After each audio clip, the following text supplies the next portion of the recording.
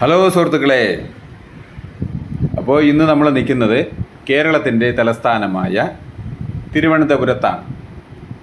തിരുവനന്തപുരത്തെ വളരെ പ്രസിദ്ധമായ കടലോര പ്രദേശമാണ് വിഴിഞ്ഞം. ഈ പ്രദേശം അറിയപ്പെടുന്നത് പുരാതന വാണിജ്യ തുറമുഖമായ വിഴിഞ്ഞം തുറമുഖത്തിൻ്റെ പേരിലാണ്. നഗരത്തിൽ നിന്നും ഏകദേശം 17 കിലോമീറ്റർ ദൂരത്തായി ഈ പട്ടണം സ്ഥിതി ചെയ്യുന്നു.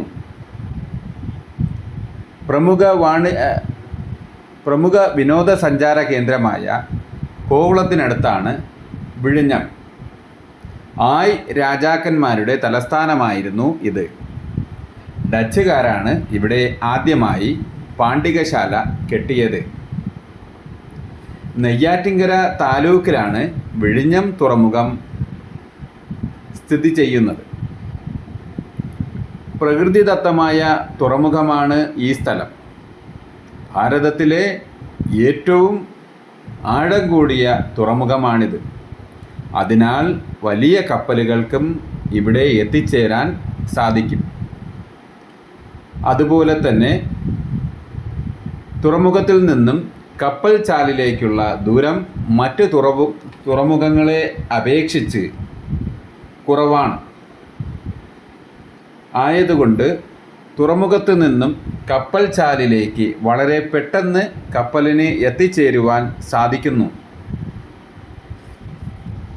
കടലിലെ അപൂർവ മത്സ്യങ്ങളുടെയും ജീവികളുടെയും ശേഖരമുള്ള മറൈൻ അക്വേറിയവും ഇവിടെ ഉണ്ട്. ആയ് രാജാക്കന്മാരുടെ തുറമുഖമായിരുന്നു വിഴിഞ്ഞം. ഒപ്പം അവരുടെ സൈനിക കേന്ദ്രവും പിന്നീട് വിഴിഞ്ഞം ചോള രാജാക്കന്മാരിൽ നിന്നും രാജരാജ ചോളൻ്റെ കൈവശമെത്തി. അക്കാലത്ത് ദക്ഷിണ ഭാരതത്തിൽ പ്രമുഖ വാണിജ്യ കേന്ദ്രം തുറക്കുവാൻ ഇതുപോലുള്ള ഒരു തുറമുഖം അവിഭാജ്യ ഘടകമായിരുന്നു. അതിനായി അന്നത്തെ തമിഴ് ഭരണാധികാരികളും കേരള ഭരണാധികാരികളും പലവട്ടം ഏറ്റുമുട്ടിയിരുന്നു. രാജരാജ ചോളൻ്റെ രാജ്യമായപ്പോൾ അദ്ദേഹം ഈ നഗരത്തിന് രാജേന്ദ്ര ചോള പട്ടണം എന്ന് നാമകരണം ചെയ്തു. പിന്നീട് പാണ്ഡ്യ രാജാക്കന്മാരുടെയും വേണാടിൻ്റെയും ഒടുവിൽ തിരുവിതാംകൂറിൻ്റെയും ഭാഗമായി വിഴിഞ്ഞം. തുറമുഖത്തിൻ്റെ അവകാശത്തിനായി 7-ാം നൂറ്റാണ്ടിൽ ഈ തീരത്ത് വെച്ച് ചോള പാണ്ഡ്യ യുദ്ധം നടന്നു. പ്രാചീന വിഴിഞ്ഞം ഗുഹാക്ഷേത്രങ്ങൾ ഇന്നും കാട് പിടിച്ച് കിടക്കുന്നുണ്ട്. ഇവിടെ 17-ാം നൂറ്റാണ്ടിൽ പോർച്ചുഗീസുകാർ നിർമ്മിച്ചു എന്ന് വിശ്വസിക്കപ്പെടുന്ന സെൻറ്റ് മേരീസ് കത്തോലിക്ക പള്ളി, പുരാതനമായ മുസ്ലിം പള്ളി എന്നിവ പ്രശസ്തമാണ്. കേരളം വളരെ കാലമായി കാത്തിരുന്ന വിഴിഞ്ഞം അന്താരാഷ്ട്ര തുറമുഖ പദ്ധതിക്ക് കേരളം കേന്ദ്ര പ്രതിരോധ മന്ത്രാലയത്തിൻ്റെ അനുമതി ലഭിച്ചു.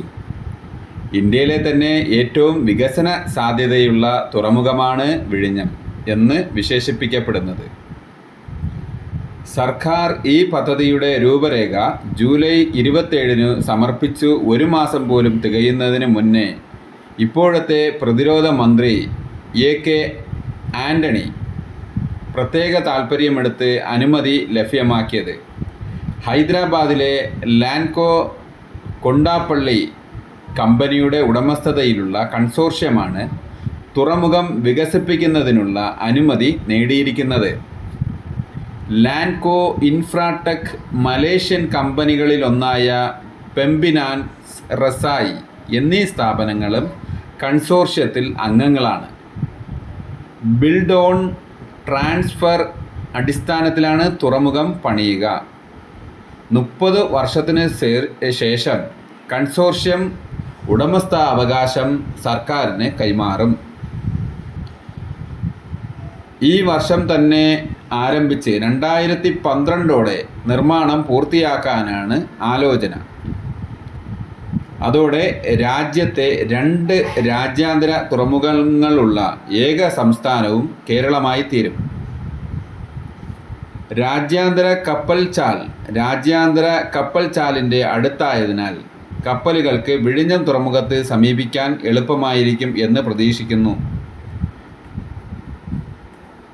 1 കിലോമീറ്റർ ചുറ്റളവിൽ 20 മീറ്ററിലധികം ആഴവും പ്രകൃതിദത്തമായി തന്നെ വിഴിഞ്ഞത്ത് ഉള്ളത് വലിയ കപ്പലുകൾക്ക് അനായാസം തുറമുഖത്തെത്താനാകും. തുടക്കത്തിൽ 30 ലക്ഷം കണ്ടെയ്നറുകൾ കൈകാര്യം ചെയ്യാനാണ് പദ്ധതി. അടുത്ത ഘട്ടങ്ങളിലായി 40 ലക്ഷവും പിന്നെ 53 ലക്ഷവും കൈകാര്യം ചെയ്യാൻ പ്രാപ്തമാകും. സർ CP രാമസ്വാമി അയ്യർ ഇന്ത്യക്ക് സ്വാതന്ത്ര്യം ലഭിക്കുന്നതിന് മുൻപേ കണ്ടുപിടിച്ചതാണ് വിഴിഞ്ഞം തുറമുഖത്തിൻ്റെ സാധ്യതകൾ. എന്നാൽ ഇന്ത്യക്ക് സ്വാതന്ത്ര്യം ലഭിച്ച് 65 വർഷം കഴിഞ്ഞിട്ടും വിഴിഞ്ഞം തുറമുഖം എന്ന വജ്രഖനി യാഥാർത്ഥ്യമാക്കാതിരിക്കാൻ വിഴിഞ്ഞം നിവാസികളെയും ലാൻകോ കൊണ്ടാപ്പള്ളിയെയും വെൽസ്പൺ കൺസോർഷ്യത്തെയുമൊക്കെ മുൻപിൽ നിർത്തി ദുബായ് അടക്കമുള്ള വിദേശ തുറമുഖ ശക്തികൾക്ക് കഴിഞ്ഞു എന്നതാണ് ദുഃഖസത്യം. ഒടുവിൽ 2024 ജൂലൈ മാസത്തിൽ ആദ്യത്തെ മദർഷിപ്പ് എത്തിച്ചേർന്നതോടെ വിഴിഞ്ഞം തുറമുഖം ഉദ്ഘാടനം ചെയ്യപ്പെട്ടു. ഏറെ കാലങ്ങൾക്ക് ശേഷം 1996 EK നായനാർ വിഴിഞ്ഞം പദ്ധതി നടപ്പിലാക്കാൻ ശ്രമം നടത്തിയെങ്കിലും വിഫലമാവുകയായിരുന്നു. ഹൈദരാബാദ് ആസ്ഥാനമായി പ്രവർത്തിക്കുന്ന കുമാർ എനർജി എന്ന കമ്പനിയെ കൺസൾട്ടൻ്റായി നിയമിച്ചായിരുന്നു അന്നത്തെ നീക്കം. എന്നാൽ ഈ ധാരണാപത്ര പ്രകാരമുള്ള തുടർന്നുള്ള നടപടികളുമായി മുന്നോട്ടു പോകുന്നതിൽ വീഴ്ച സംഭവിച്ചു. അങ്ങനെ പദ്ധതി സംബന്ധിച്ച പ്രതീക്ഷകൾക്ക് വീണ്ടും മങ്ങലേറ്റു. 2005 ഉമ്മൻചാണ്ടി മുഖ്യമന്ത്രി സ്ഥാനത്തെത്തിയതോടെ വിഴിഞ്ഞം തുറമുഖം യാഥാർത്ഥ്യമാക്കുക എന്ന ലക്ഷ്യത്തോടെ പ്രവർത്തനങ്ങൾ ആരംഭിച്ചു. മുംബൈ ആസ്ഥാനമായി പ്രവർത്തിക്കുന്ന സൂം ഡെവലപ്പേഴ്സ്, ചൈനീസ് കമ്പനികളായ Kaidi Electric Power Co, China Harbour Engineering Co എന്നീ കമ്പനികളുടെ കൺസോർഷ്യമാണ് നിർമ്മാണത്തിനായി ധാരണയായത്. 3 ഘട്ടങ്ങളിലായി 4200 കോടി രൂപയാണ് കണക്കാക്കിയത്. ആദ്യഘട്ടം പൂർത്തീകരിക്കാൻ 1850 കോടി രൂപയ്ക്ക് ധാരണയാകുകയും ചെയ്തു. 2006 നിർമ്മാണ പ്രവർത്തികൾ ആരംഭിച്ച് ഒന്നാം ഘട്ടം 2009 പൂർത്തീകരിക്കുക എന്നതായിരുന്നു ലക്ഷ്യം. സംസ്ഥാന സർക്കാർ തുറമുഖത്തിൻ്റെ 24% ഓഹരികളുമായി മൈനോരിറ്റി സ്റ്റേക്ക് ഹോൾഡറായി നിൽക്കാനുമായിരുന്നു തീരുമാനം. 2009 പദ്ധതിക്ക് സഹായവുമായി വേൾഡ് ബാങ്ക് ഗ്രൂപ്പ് ആയ ഇൻ്റർനാഷണൽ ഇൻഫ്രാസ്ട്രക്ചർ ഡെവലപ്മെൻറ്റ് രംഗത്ത് വന്നു. എന്നാൽ 2011 ഉമ്മൻചാണ്ടി സർക്കാർ വീണ്ടും അധികാരത്തിൽ വന്നു. പദ്ധതിക്ക് ആവശ്യമായ ചില മാറ്റങ്ങൾ വരുത്തുകയും പൊതു സ്വകാര്യ പങ്കാളിത്തത്തോടെ പദ്ധതി പൂർത്തീകരിക്കാനും തീരുമാനിച്ചു. പദ്ധതി പൂർത്തീകരണത്തിനായി പുതിയ ടെൻഡർ നടപടികൾ 2012 ആരംഭിച്ചു. എന്നാൽ നിർമ്മാണ ചെലവ് ഈ കാലയളവിൽ വലിയ നിലയിൽ ഉയർന്നിരുന്നു. 14,283 കോടി രൂപ ചെലവ് ഇതിനായി വേണ്ടിവരുമെന്നും ഡിലോയിറ്റ് എന്ന ഏജൻസി നൽകിയ റിപ്പോർട്ടിൽ ചൂണ്ടിക്കാട്ടി. ഒപ്പം പദ്ധതി നടത്തിപ്പിനെതിരെ പ്രദേശവാസികളുടെ എതിർപ്പും ശക്തമാകുകയായിരുന്നു. എന്നാലും പദ്ധതിയിൽ നിന്നും പിന്നോട്ടില്ല എന്നും നടപ്പിലാക്കുമെന്നും UDF മന്ത്രിസഭ തീരുമാനിച്ചു. വിഴിഞ്ഞം പദ്ധതി നടപ്പാക്കാൻ കേരളം സജ്ജമായി കൊണ്ടിരിക്കുകയാണ്. കേന്ദ്ര പാരിസ്ഥിതിക അനുമതി ലഭിച്ചു കഴിഞ്ഞു. പദ്ധതിക്ക് വേണ്ട സ്ഥലത്തിൽ നിന്നും 90% ഏറ്റെടുത്തു. ജലവിതരണത്തിനും വൈദ്യുത വിതരണത്തിനുമുള്ള നടപടികൾ പൂർത്തിയായി. റെയിൽവേ ലൈനിനു വേണ്ടി വിശദമായ പദ്ധതി റിപ്പോർട്ട് സമർപ്പിച്ചു. ധനമന്ത്രാലയത്തിന് കീഴിലുള്ള സാമ്പത്തിക കാര്യ സമിതിയായ empowered institution August 8 viability gap fund അനുവദിക്കാൻ ശുപാർശ ചെയ്തു. ധനകാര്യ സെക്രട്ടറി അധ്യക്ഷനായ എംപവേർഡ് കമ്മിറ്റിയാണ് ഇനി തുക അനുവദിക്കേണ്ടത്.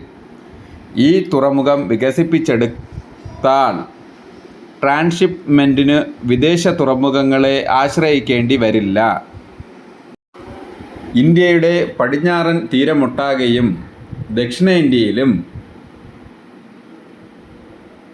വലിയ മാറ്റങ്ങൾ കൊണ്ടുവരും. ഉല്ലാസ നൗകയടക്കമുള്ള സൗകര്യവും